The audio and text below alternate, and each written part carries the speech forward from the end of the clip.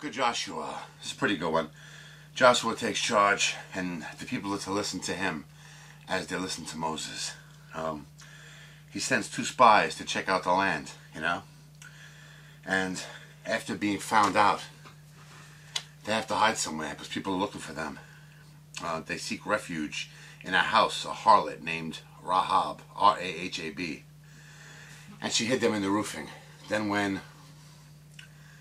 trouble passed and they promised her, well, she asked kind of for them to spare her family and stuff, but she knew of the might of the Israelis. They were conquering. It was legendary. They were conquering everybody, and she wanted hers, her brethren, to be protected. So she protected them, and now in turn she wants protection. So the next day, when the coast was clear, they went back and they reported to Joshua what had happened.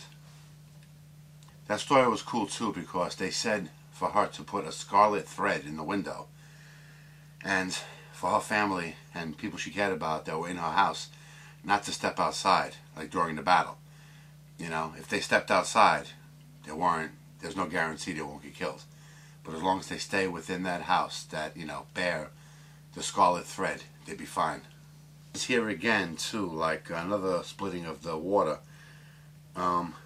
The water Jordan, like the Red Sea, they walked across, I guess to show the people God's might that he did this. Then they were observing a Passover. When they got to the other side, they had a way to attack. They were planning, making their plans, They blew trumpets for 6 days, and on the 7th day when they blew the trumpet, they were also ordered to shout at the same time, and that brought down the walls of Jericho. 621, they killed everything. I mean, man, woman, and child, and they did spare though Rahab and hers.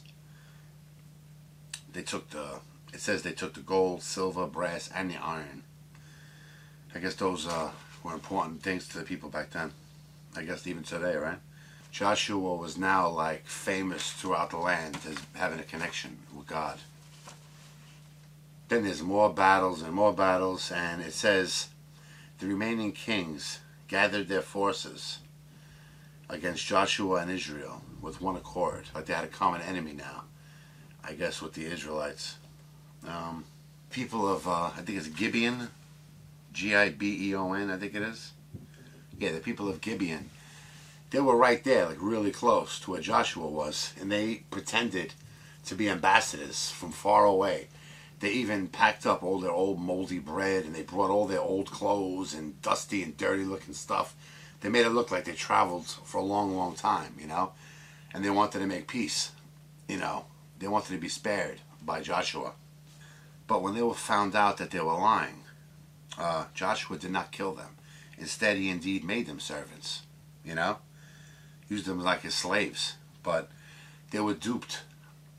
Joshua was duped by these people, but he did give his word. So there's a lesson to be learned there. Be careful who you give your word to, because once you give it, I guess you're not supposed to take it back or something. Yeah, now that Israel was already mighty, but Gibeon was mighty too, in their own right. Now that they were combined, they were real powerful. So a lot of the kings joined forces together to fight them. Anyway, God killed them with rocks from the sky. Plus, they were fighting with the swords and stuff. But God, killed, tons of people that day. Anybody that stood up against them. And this is interesting. 13. 24 hours, the sun held its position in the sky. The sun shone for 24 hours straight. It's pretty interesting.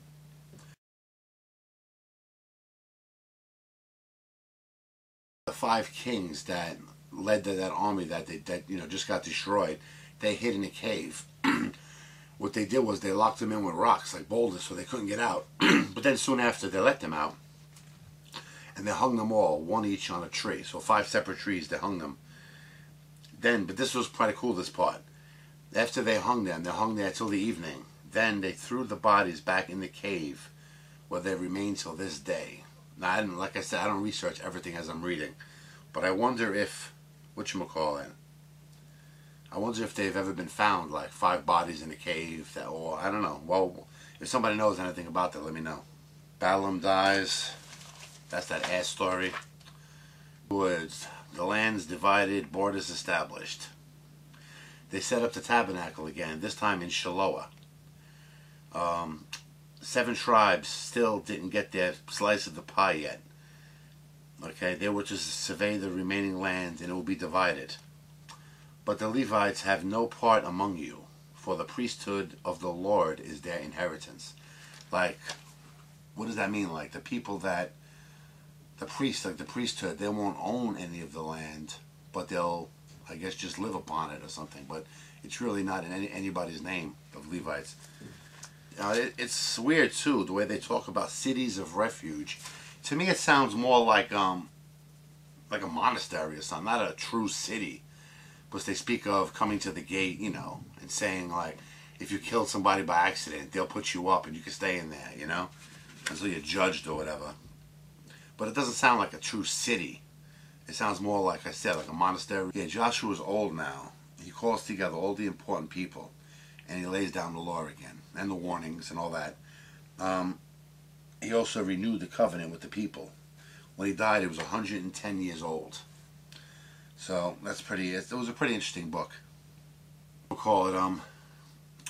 I don't Google every single thing I read or really look into everything I read, but I Wikipedia'd the word Levite or Levite, however it's pronounced, and it was pretty interesting. Just watch this little tidbit. I just threw this in here for the hell of it.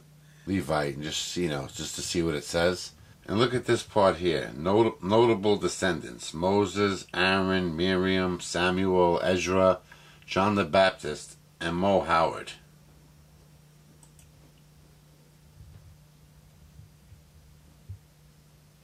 Unbelievable. The Three Stooges Bible time.